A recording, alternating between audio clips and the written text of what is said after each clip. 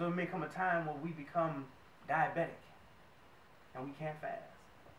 While we were young, when we were developing the diabetes, right, we were able to fast. So take advantage of that. While we're young and you're able to fast, fast more than Ramadan.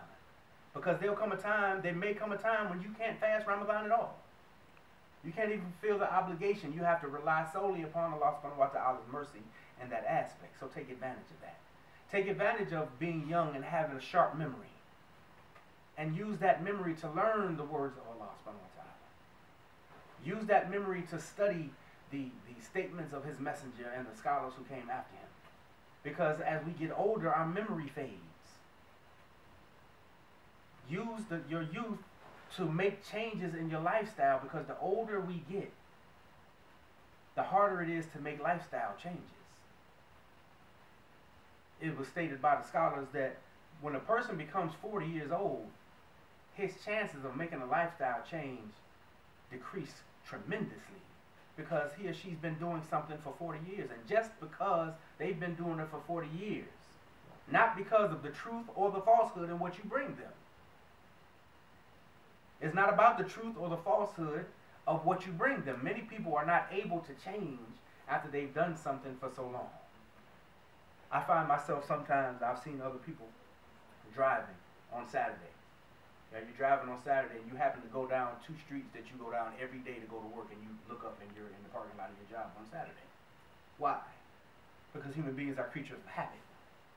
We're creatures of habit. We're going to do mentally do what we've always done.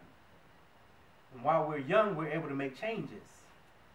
We're able to make these lifestyle changes. We're able to make these dietary changes. We're able to make these changes to help us in our worship of Allah. And when we get older, we won't be able to make those changes. So if they're already instituted into our lifestyles, there's no change to make. Ibn Abbas said, be careful of your health before your illness. No one is guaranteed good health. No one is guaranteed good health. We have to make sure that while we're healthy, that we're using the energy and the strength that we have, the fortitude that we have as younger people. And again, everyone's younger today than they will be tomorrow. So I'm not just talking to people who are under a certain age. I'm talking to everyone who's alive. Use today's youth before tomorrow's old age. Use today's health before tomorrow's sickness. Because you could wake up tomorrow with a completely different health situation. You could go to bed tonight, be bitten by something, and wake up tomorrow with a completely different outlook on your health. We could go to bed tonight, as we know in Islam, that that Allah subhanahu wa ta'ala takes our souls when we go to sleep. Allah takes our souls in the same fashion that He takes our souls when the angel of death comes and we're dead. But He just gives it back. So if you're not listed as one of those to die that night, then you get your soul back. So just as easy as Allah subhanahu wa ta'ala can keep our soul that night, He can have us wake up with a major health problem.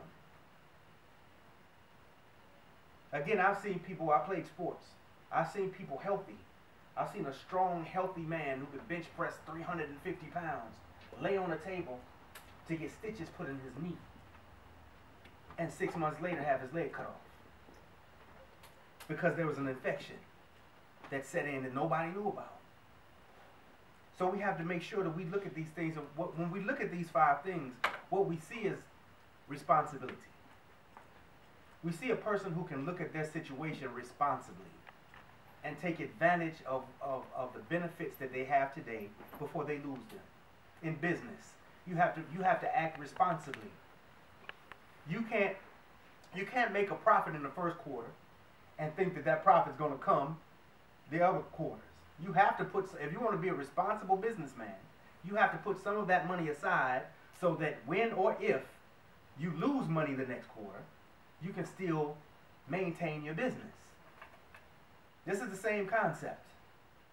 While we have these things, we don't have to have a morbid outlook on life. We don't have to walk around thinking about death 24 hours a day, but it's good to think about death every day. Because every breath that we get, every breath that Allah subhanahu wa ta'ala gives us is a gift that He does not have to give us.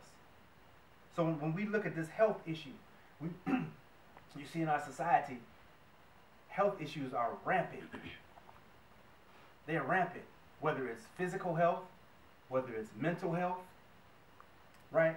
People are falling off every day.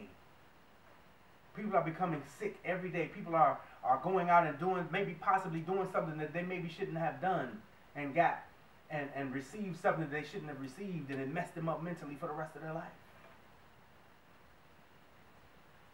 So we have to be responsible in the way that we live our lives. We have to be appreciative of the health that Allah subhanahu wa ta'ala has given us, and the way that we are appreciative of it is that we put it in the service of Allah.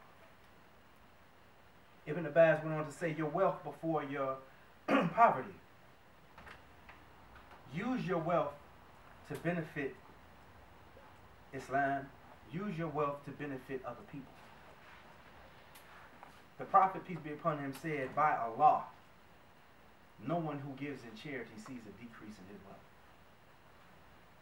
If you have $10 in your pocket right now and you give $10, you have not lost $10. You have gained.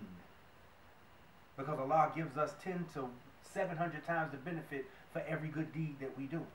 So we have to take our wealth and we have to benefit. If no one benefits from our wealth, then we'll have to stand in front of Allah accountable for that. One of the statements that was always given, even before the Prophet Muhammad is that men who were responsible, women who were responsible, they felt a responsibility to wherever they were, that place becoming better because they were there. All of the people who were looked at as good people, whatever organization they were a part of, whatever city they lived in, whatever nation they were a part of, whatever parliament they sat on, they wanted that to become better just because they were there, because they were willing to put forth whatever effort was needed to make that organization better. So if we've been blessed with wealth, the Prophet, peace be upon him, said that he is not of us if he goes to sleep with a full belly while his neighbor is hungry. He's not of us. You're not a believer. Excuse me. Allah's messenger said that you're not a believer. You're just a Muslim. And there's a major difference in the two. There's a major difference in the two. A person becomes a Muslim from a statement. A person becomes a believer from here. Many statements have been made in our lifetime that were not followed up with our hearts.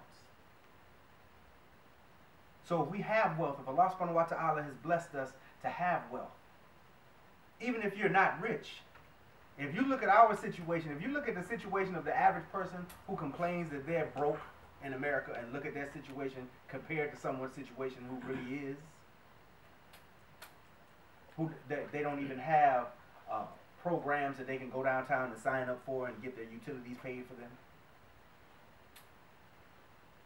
They don't have a situation where they can borrow money from the masjid and possibly pay it back later, or maybe it's just a gift.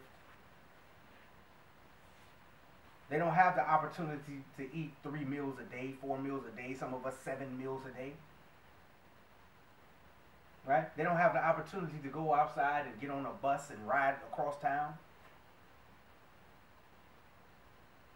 So when we look at our situation, we are never in poverty. Even the people who live under the bridge, many of them come out from under the bridge and get money all day because of the gratitude of other people. They come in and they ask, let me have 50 cents. Can I have $1? Let me have a quarter. Let me have $2. Let me have $3. Let me have 75 cents. At the end of the day, they eat. We look at them as poor, but they ate.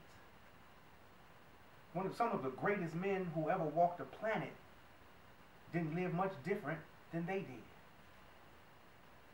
Abu Bakr didn't live much different than they do, other than he had his own home and he had a family. But he ate only what was needed for him to maintain his straightness of his back. Abu Bakr didn't have a savings account. We have people in our society kill themselves because their savings account goes to zero. They have a paycheck coming next week.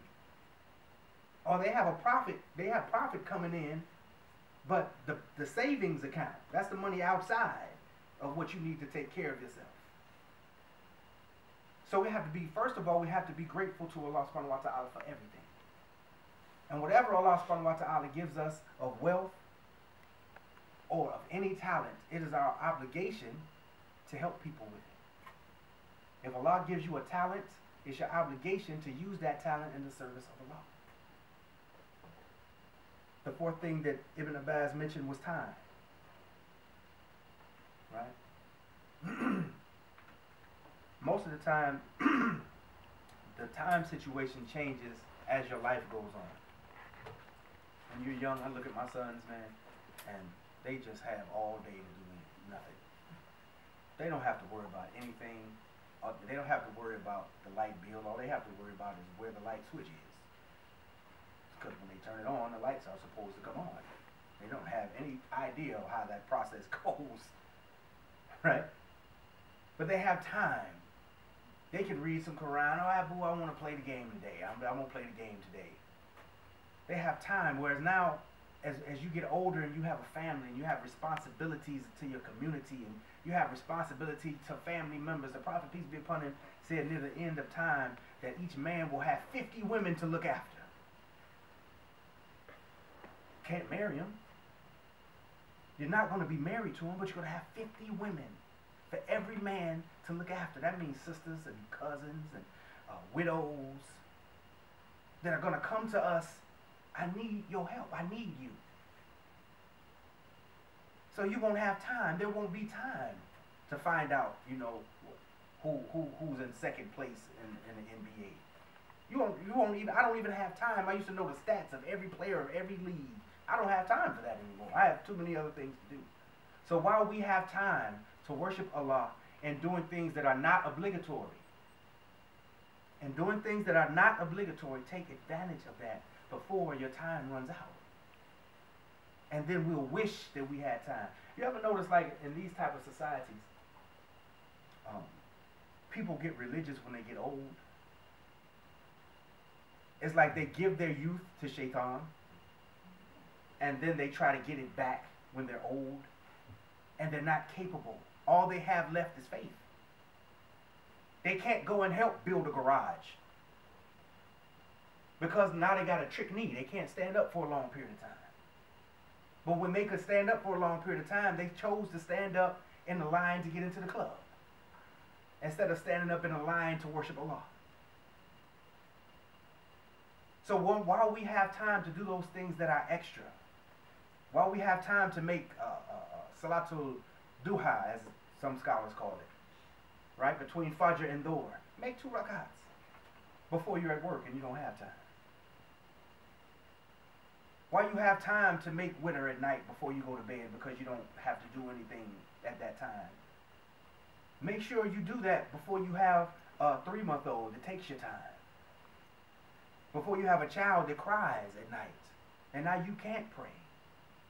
You don't have the opportunity to pray because you have a responsibility to stay up with your child and make sure your child is okay. The 5th thing that Ibn Abbas mentioned in closing, inshallah, is our life. Allah subhanahu wa ta'ala, we are not here because of our own doing. We are not here because of our own doing. We have to start to understand that every day of our life is a gift that does not have to be given. Allah is not obligated to give us Saturday. He's not obligated to give us Asr. He's not obligated to give us the rest of this khutbah, the rest of this sentence. There's no obligation upon him on when it's time for us to go back to him. The reason that we are here is because Allah subhanahu wa ta'ala saw fit for us to be here. There's no other reason that we're here. We had nothing to do. I tell people many times when we talk about birthdays, right?